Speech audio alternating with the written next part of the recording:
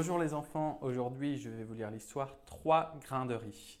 C'est écrit par Agnès Berton-Martin et Virginie Sanchez.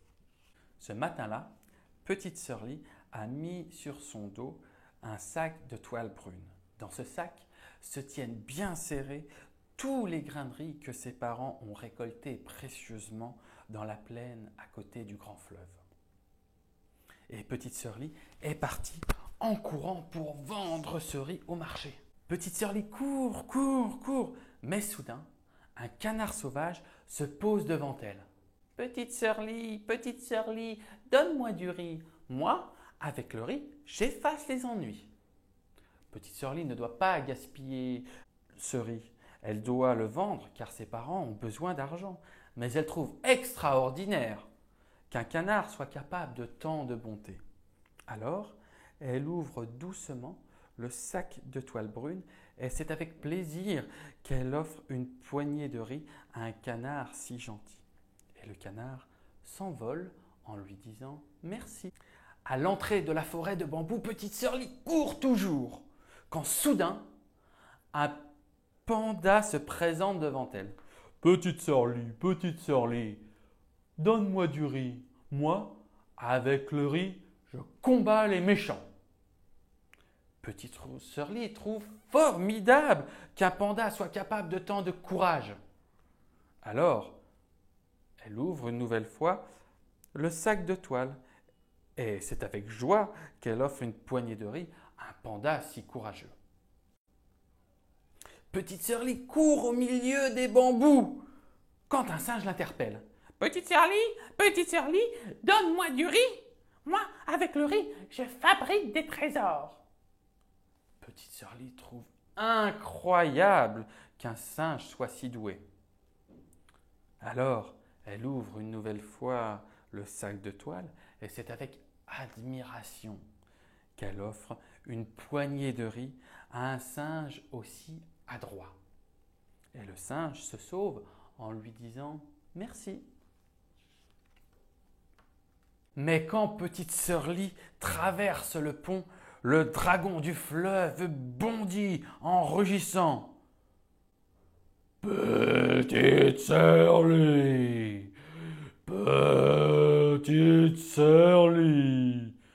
donne-moi du riz ou je t'avale. Petite sœur Lee a tellement peur du dragon qu'elle lui jette une énorme poignée de riz pour qu'il la laisse tranquille.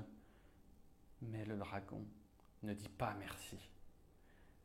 Vraiment pas du tout. Au contraire, il se fâche de plus belle et rugit. Petite sœur Lee, tu te moques de moi? Une poignée ne suffit pas. Je veux tout ton riz. Donne-le-moi. Ah non, répond petite sœur Lee, tu exagères. Ce riz, je dois le vendre au marché. Et petite sœur Lee court de l'autre côté du pont. Le dragon est furieux. Il se dresse pour cracher sa colère contre petite sœur Lee. Il lance des serpents de flammes qui transforment le ciel en brasier. Il avale l'eau du fleuve et la recrache pour noyer petite sœur Lee. L'eau du fleuve monte aux pieds de petite sœur Lee, à ses mollets, à sa taille. Petite sœur Lee est secouée par le courant. Petite sœur Lee essaye de nager. Elle lutte pour ne pas se noyer.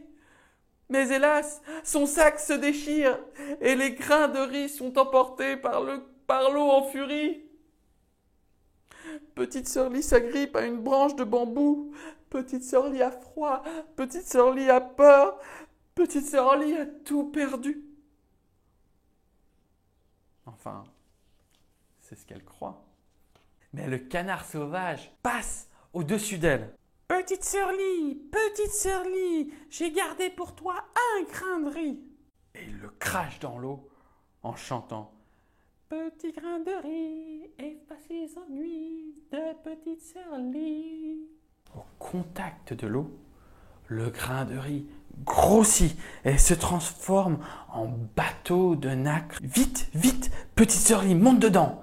Hélas, petite sœur Lee ne sait pas naviguer. elle va droit vers le dragon.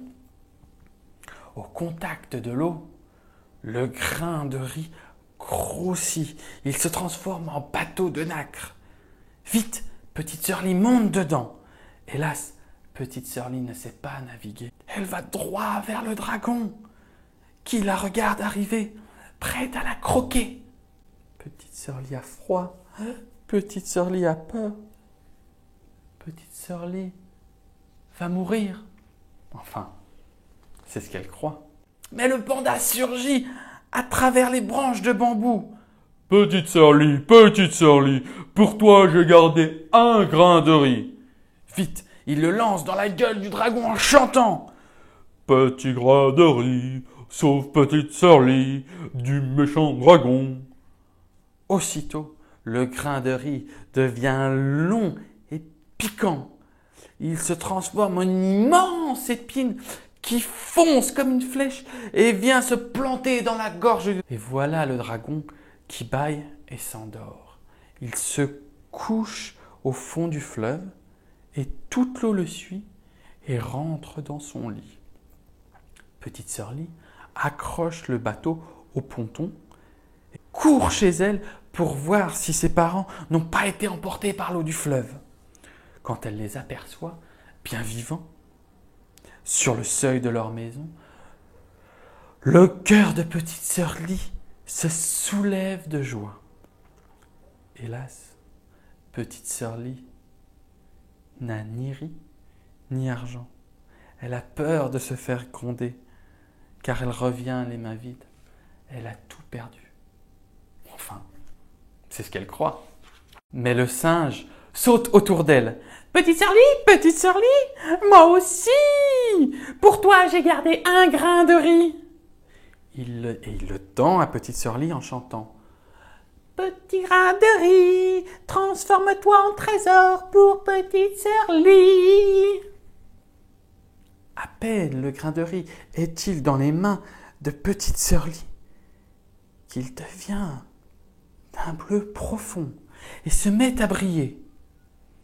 Il se transforme en un énorme saphir. Alors, petite sœur Lee court offrir cette pierre précieuse à ses parents et se jeter dans leurs bras. Quelle joie pour les parents de petite sœur Lee de retrouver leur fille.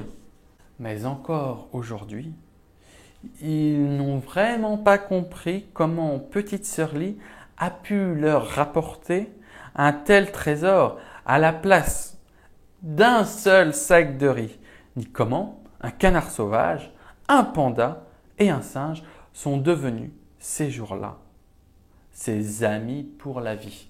Et c'est la fin.